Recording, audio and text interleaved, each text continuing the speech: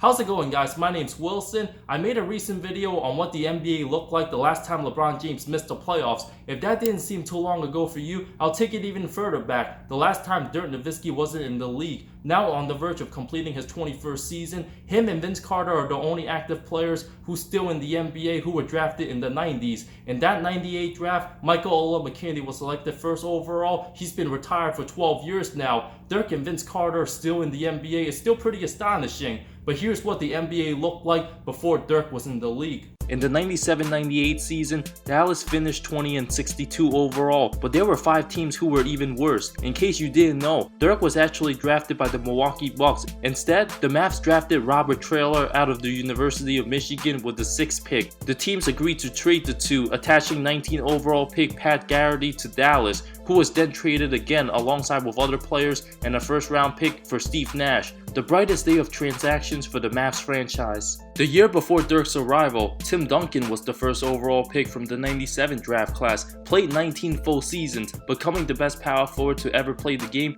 More notable players drafted the year before Dirk, Chauncey Billups and Tracy McGrady, who both have been retired for a while now. Seen on ESPN as commentators, McGrady, as a matter of fact, is a year younger than Dirk. Despite all his injuries, still played the third most NBA regular season games amongst the players in his draft class. Steven Jackson was selected 42nd overall before becoming a top 5 player in the 97 draft class. The NBA was very slow-paced and defensive-oriented back then. Only 4 teams that season, the Lakers, Timberwolves, Jazz, and Sonics, averaged more than 100 points a game. The lowest scoring team this season so far, the Memphis Grizzlies, putting up 100.9 points the first 62 games. Teams were only attempting 12.7 threes a game, 19 less than today's NBA 22 years later. The pathetic 16-win Raptors gave up 104.2 points, the most that season, compared to the Indiana Pacers right now, who gives up a league-best 103.3 points. 5 different teams from 97-98 alone allowed fewer than 90 points.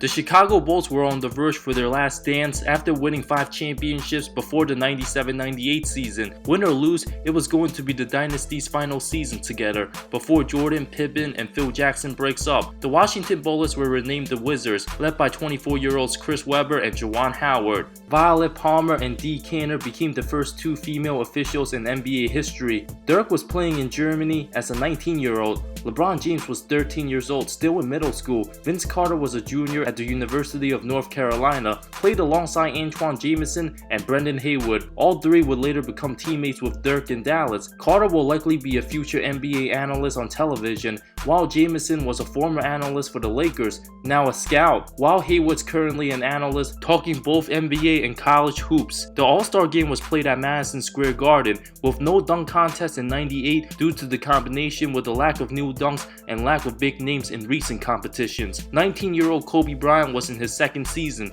became the youngest All-Star starter in history, while Michael Jordan won his 3rd All-Star Game MVP, and the two went at it. The most famous altercation that year when Golden State's Latrell Sprewell choked head coach PJ Carlesimo at practice on December 1st, 1997, resulting in a 68-game suspension, the longest at the time. Sprewell later became a Knick the season after. San Antonio set a league record for the biggest single-season turnaround at 36 games, winning 56 games, led by sensational rookie Tim Duncan, who was already a top 5 player in the game. The turnaround record would later be broken by the 07-08 Celtics. The West was super unbalanced in 97-98, with the 5 best teams all winning at least 56 games. The 8-seeded Rockets won 41 games, while every team who missed the playoffs in the West all lost at least 55 games. The 9th place Kings finished 14 games behind the Rockets, losing 19 of their last 20 games. 5 different teams won less than 20 games. The Bulls, Pacers, Heat, Jazz, Sonics, Lakers, Spurs, and Suns all won more than 55 games. Jordan won his 5th regular season MVP, led the league in scoring, putting up 28.7 points, earning his 10th scoring title, was still considered the best player at the time. Tim Duncan easily won Rookie of the Year,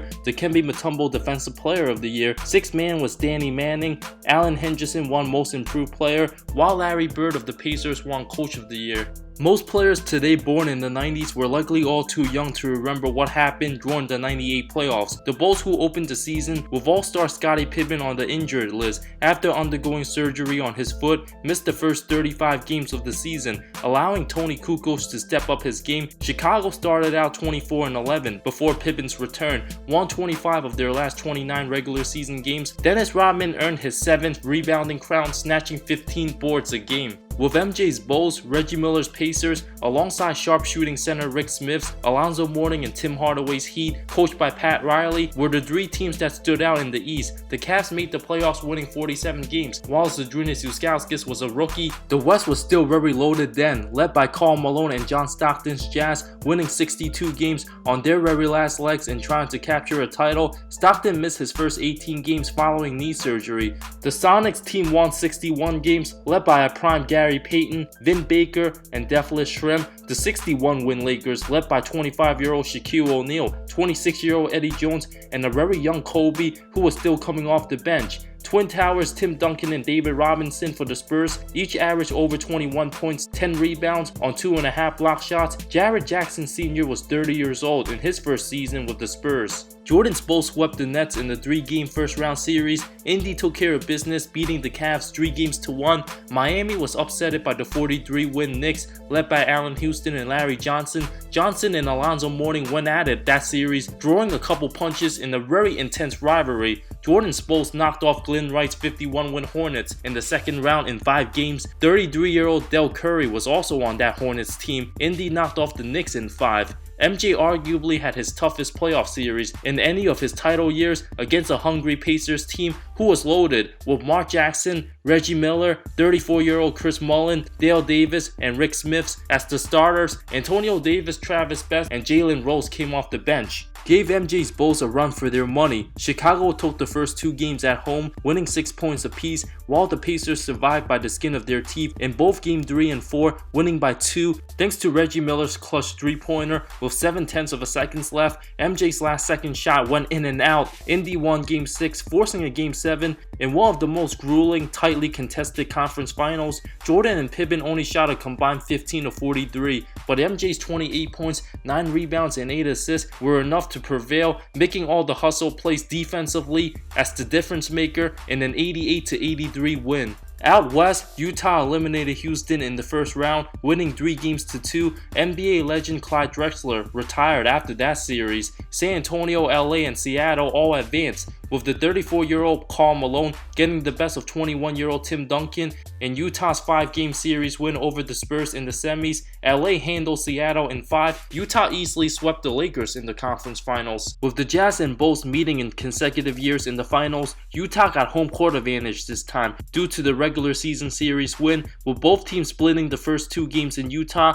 The Bulls annihilated the Jazz at the United Center in Game 3, putting up a defensive clinic, blowing out Utah 96-54, also holding the Jazz to the fewest points in finals history, as well as the lowest number of points scored in any single NBA game in the shot clock era, before the Bulls scored 49 points the year after MJ in the regular season took a 3-1 series lead before Karl Malone single-handedly carried Utah in Game 5, putting up 39 points, 9 rebounds, refusing to let his team lose, winning 83-81, sending the series back to Salt Lake, a defining moment in the greatness of Michael Jordan. Scored 45 points in a closely tight defensive battle. Utah took a 3-point lead with less than 42 seconds left, thanks to John Stockton's clutch 3, but MJ took matters into his own hands, scoring a quick bucket in less than 5 seconds. Made the biggest defensive play, coming from the weak side, stripping Karl Malone and taking the ball away. With the game on the line, everyone knew Jordan was gonna win it, and there was no way of stopping him, putting Brian Russell on skates with a nasty crossover, knocking down the jumper, nothing but bottom, giving the Bulls an 87-86 lead, capturing his 6th championship. 35-year-old MJ averaged 33.5 points that finals, outdueling Karl Malone, who put up 25 a game, 10.5 boards.